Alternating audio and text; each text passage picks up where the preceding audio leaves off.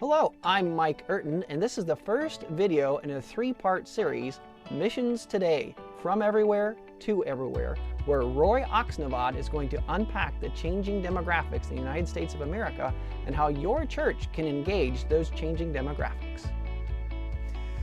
Well, one of the things I'm going to be doing here is there's been a major shift that's been taking place in the world.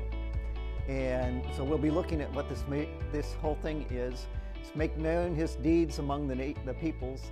And Missions Today is from everywhere to everywhere. So we'll take a look at what that means. So back in Edinburgh, England, 1910, the theme of the conference was from the West to the rest. And the idea was the Western world is where the Christians were, and the people that needed to hear the gospel were the ones that were in the rest of the world. In Cape Town, South Africa, in 2010, it changed from the theme of from the West to the rest, now from everywhere to everywhere, recognizing that there is an entire shift that's massive that's taking place in the entire world. And the massive movings of peoples are taking place. And it has affected just about everything in regards to way missions are being done today. So, just sort of beginning with where are the top sending countries that send missionaries to the world. So, of course, the United States is number one with 135,000. So about 53% of missionaries are being sent from North America. Brazil comes in number 2 at 44,000. South Korea comes in at 35,000. Philippines at 25,000 and 15,000 from China. Those are the top missionary sending countries. That may have hit you a little bit different than what we typically think about in regards to sending countries. But let's just put it sort of in perspective. Brazil has 20,000 missionaries deployed to them. Bangladesh, which basically is majority Muslim, has only 1,000. So there is a disparity of where missionaries are being sent. And I think that's one of the things that we need to sort of point out just to some of the ways that things are going. Now, rise and fall of Christianity is the thing that missionaries have been looking at and will also affect the way that we understand missions here. So, for instance, back in the 1900s, it was the North that was majority Christian, and the South, which would be anything south of the equator, was minority Christians. So we come to 2020, all of a sudden we have now, the South has more Christians than the North. And if we project this out, it continues on with the same projection of the South having more Christians than the North.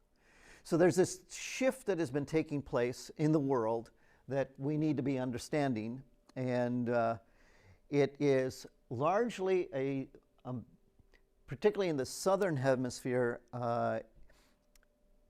Pentecostalism or charismatic movement is one of the big driving forces that is taking place. So, what are the trends that we see in regards to impacting missions here in the world, particularly in regards to evangelism? And the first things the study has done, and this is done with World Christianity Missions in 2020 ongoing shift in Global South, taken from the International Journal of Missions, it says that the world is becoming increasingly religious. And one of the things that people were saying was, particularly the academics, was that Christianity and the rest of the world is becoming more and more secular and less religious, and to the point of even maybe religion will disappear. And we're finding out actually the opposite. There's an increased activity in understanding religion.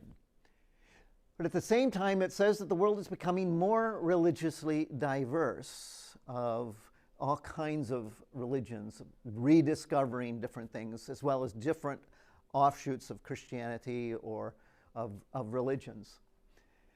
But religious liberty is on the decline. So take, for instance, India.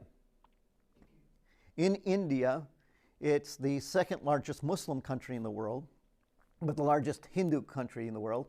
And the Hindu majority is now persecuting the Muslims and the Christians, and it's because they want only Hinduism to be the only religion in India. So there's this increased decline in liberty that we're seeing. We're seeing other groups, we know particularly the Islamic groups that are sort of associated with ISIS, that are very intolerant of other religions. But this is a phenomenon that's taking place all across the world. So even here in the United States, as well as in Europe, there is less liberty in regards to expression of your faith.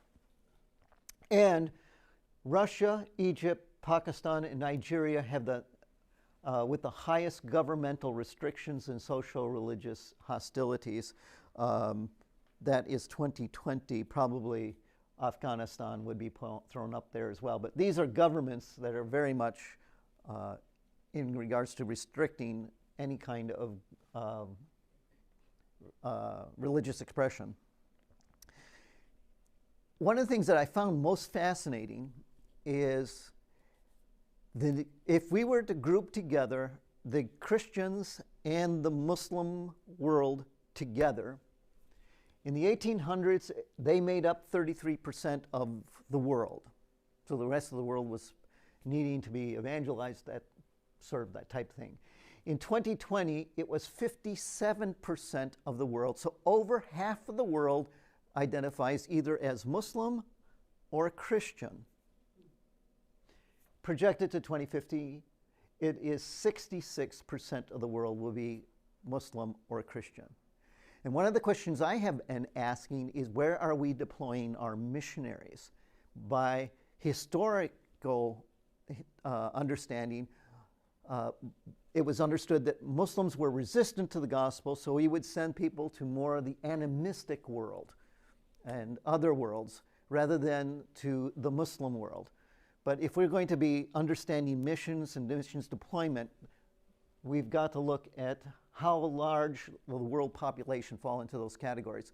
When we went to the mission field back in '85, when we went to language school, a number of my friends were going to Africa to work with the indigenous folk religions of Africa. I met them 10 or 20 years later. They all had shifted over to Islam because the majority of the people were Muslim, and it was only this small minority that were tribal religions. And all of the employment of the mission seemed to be to these groups because they were the receptive ones. And they just said, we were missing this huge population. So those are some of the things that has been shifting in regards to the way the world is